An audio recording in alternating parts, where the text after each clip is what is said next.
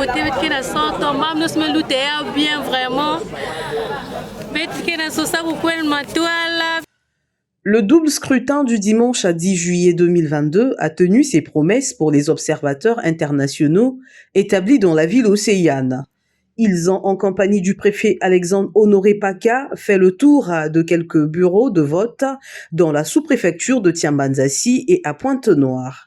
Pour ces diplomates étrangers, les quelques imperfections observées dans les centres de vote de Tiamba, Chitanzi, Ngoyo et Chimbamba sont à mettre sur le compte du progrès démocratique. Je prends la parole au nom de mes collègues, du corps consulaire et des organisations internationales. Et comme d'habitude, nous avons été conviés par le département, c'est-à-dire pour visiter, c'est-à-dire tout ce qui se passe. C'est vrai qu'on s'est rendu au diocèse de Tiambanzassi. Je pense que la lecture elle est positive. Okay? Il n'y a pas eu de problème majeur, même s'il y a eu quelques retards. Quelques présidents que nous avons contactés ou bien que nous avons échangé avec, ils nous ont rassuré qu'il y a eu quelques anomalies, mais que ça a été réglé. Et que bon, les gens arrivent au fur et à mesure. Je pense qu'ils sont encore dans le temps. Et c'est jusqu'à 18h, mais je pense que ça se passe bien quand même.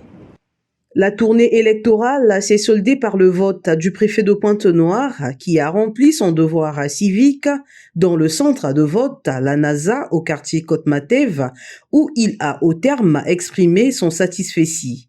Dans le district de Tiambanzassi, à Chintanzi,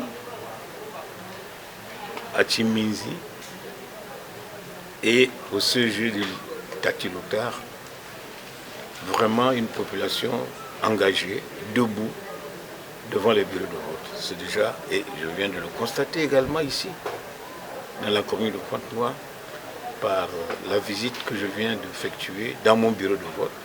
Je constate qu'il y a l'engouement. Tout le monde est là, tout le monde a voté, et ça se passe dans la paix, la quiétude, la sécurité. Et je voudrais donc également féliciter l'ensemble des populations et de la commune et du district de Tiambanzassi pour avoir compris que le processus démocratique doit se renforcer. Et il doit se renforcer par la participation à tous les actes que nous posons, notamment au processus électoral.